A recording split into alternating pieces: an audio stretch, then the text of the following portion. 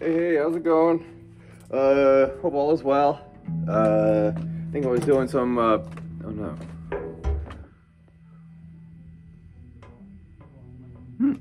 Okay, still working. I thought wanted to tell me my battery was going. Okay. All right, so last time I think we did a little bit of Wish You Were Here. And since there's not much to that song, just keep working with what I gave you. I had an idea of trying to start something else here. I don't want to give you too much, but I'm going to try to keep it simple. And also, give you another video lesson because, you're not here. And so I was thinking, You Really Got Me by the Kinks. Mostly because this is a good use of power chords. And power chords are usually, depending on the way you play guitar, can be pretty useful on your chord shapes, like all bar chords. Even though I don't normally do bar chords like this, I do it with the thumb. I've showed you. Usually, if you do it like the normal way, there's a power chord on the bottom between the bottom two strings. Okay. Even on the minor chords. I don't know if we've gotten into all those voicings. Sorry, I got something stuck to my finger. Get it off here. It's distracting me. But let's start with just the power chords, and I want to try and get you into some of these more shapes. I might be able to do it next week and go over some more just chord shapes with you and a couple songs. So the thing I was thinking today was just cover a good power chord song, and if I got some more time, I'll get into something else. All right. So the first power chord I want to start with, and You Really Got Me in the way I play it, because we're in standard, is going to be an A chord. Okay. I'm going to give you just regular acoustic sound. All right. So point your finger on the D string on 2. Okay. And it's just going to be a chord between the A and the D string. Okay. Just these two strings right here. All right. So the beginning of the song should go. All right. So now if you have your pointer finger in that, the middle finger will be the one that pulls that other note. And this will be the 3rd fret of the E string. Okay. This is a G. It's the same spot you would pull the G chord. All right, but this time we're going to use that as a note heading towards the A. So it's going to be a G A G A, all downstroke to the right hand. So low E string. I'm bending. You don't even have to necessarily gotta do that. G A G A. Low E string and power chord.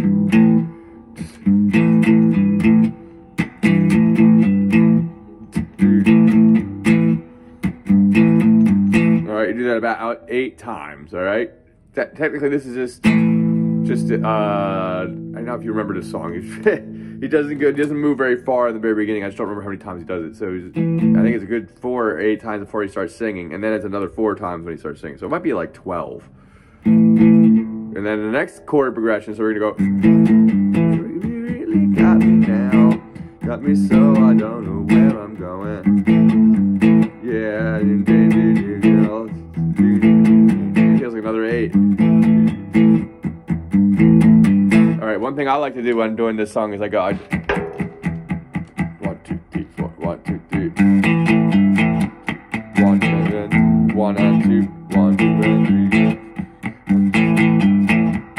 If you can kind of keep that going, you can kind of get the feel of the song. But work with what you can kind of start doing, and just start doing the G A G A, okay? And then just count how many times. If you listen to the song, it's between. It might be as many as 16. It's between 12 and 16 times. He sticks on just that chord. Okay, the next part he's going to go to is going to be another power chord. So we're going to build this power chord first before we start doing the next piece. Point your finger on the A string here. On 2, and then I usually use my pinky. You could use your ring finger. I find the pinky just to be more comfortable because it's less of a stretch for my hand. Pinky on the 4th string of the D string. All right. All right. So the same thing is going to kind of apply. Is we're going to have a lower note we're bringing in, because remember we're doing the G A G A. In this case, it's going to be A B B A B. All right. So but how we're going to bring the A in is you're just going to take the pointer finger off and keep the pinky on. So it's going to be 0, 2, 2, 0, 2. That's with the pointer finger. The pinky doesn't move, or the ring finger doesn't move, depending on what it. I think this is 4 times. It's 4 times. And then the next one's gonna be exactly the same shape as this, except we're gonna slide it down 1 string each finger. So now you're gonna be the pointer finger on the D string on 2 instead of the A string, and the ring finger or pinky on the G string on 4 rather than the D string. So now it's gonna do exactly the same.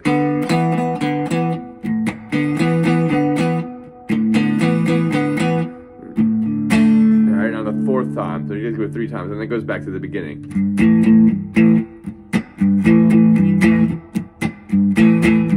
All right, so the biggest thing is just trying to keep, for me personally, when trying to play the song, is trying to keep that rhythm going.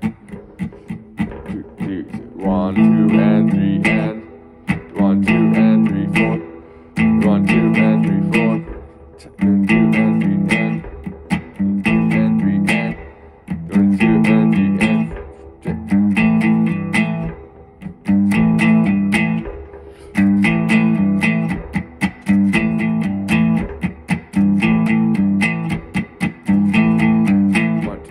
If you play it like that, it's gonna feel like you're gonna have a good 1, 2, 3 in between every space. 2nd position, now pointer finger A string 2, pinky or ring finger D string 4.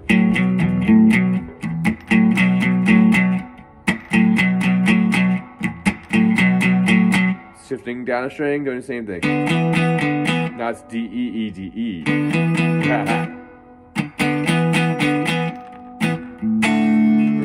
D chord, regular D chord. Back to the beginning.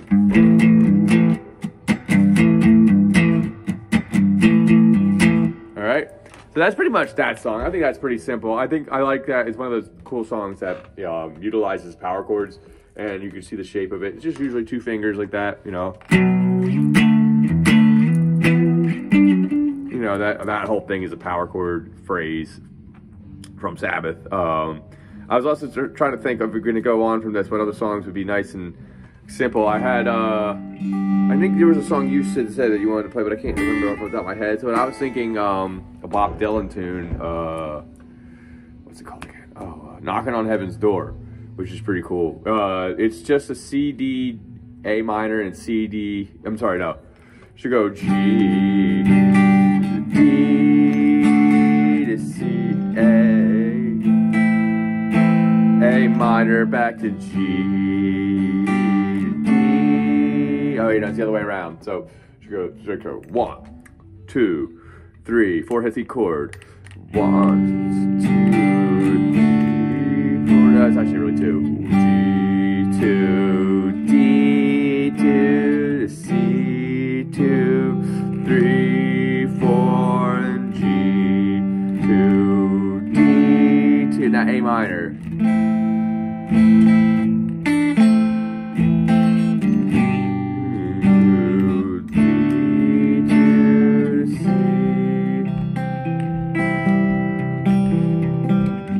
One cool thing is since this is actually pretty much the same chords as pretty similar to Simple Man, you could pick these individually too if you use the same pattern from Simple Man.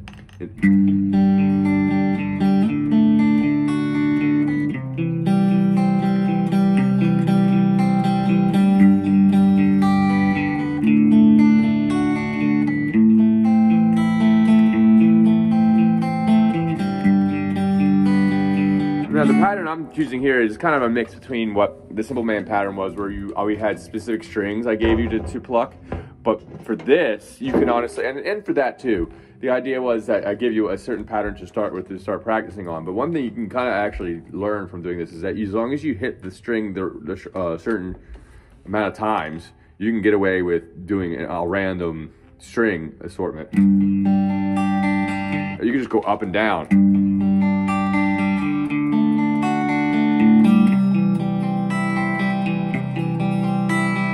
1, 2, 3, 4. So 1, 2, 3, 4, 1, 2, 3, 4, 1, 2, 3, 4, 1, 2, 3, 4, 1, 2, 3, 4, 1, 2, 3, 4, 1, 2, 3, 4, 1, 2, 3. So 8 for each, and then 16. And you can kind of experiment with which ones, you know, do the pattern, the Simple Man pattern, and then do your own pattern, go up, then down. You know, as long as you're hitting the right amount inside the chord shape. Like I said, there's 16, so 1, 2, 3, 4, 5, 6, 7, I mean, say 8. So if you do we're doing the 2 bars, okay? Remember we're doing Simple Man, we did C to G, and then a bar of A minor. Yeah, this is a similar thing, okay? So it's gonna be G, 1, 2, 3, 4, 1, 2, 3, 4, D, 1, 2, 3, 4, 1, 2, 3, 4, C. So again, the chord progression is only 2 sequences. G to D to C, and G, D to A minor. And then it starts over. G, D, C, G, D, A minor. G, D, C, G, D, A minor. Okay? The whole song. So then trying to pick that pattern, trying to pick, you know, 3, 4, 5, 6, 7, 8, 1, 2, 3, 4, 5, 6, 7, 8, 1, 2, 3, 4, 5, 6, 7, 8, 1, 2, 3, 4, 5, 6, 7, 8, 1, 2, 3, 4. Okay? Eventually you kind of do want to have a pattern if you're going to end up playing the song all the way through. So try and strum it first and then experiment with that pattern, okay? You'll be amazed sometimes, as long as you're holding the chord and rhythmically in time, how much it'll make musical sense. So, all right, have a good one, man. I'll see you later.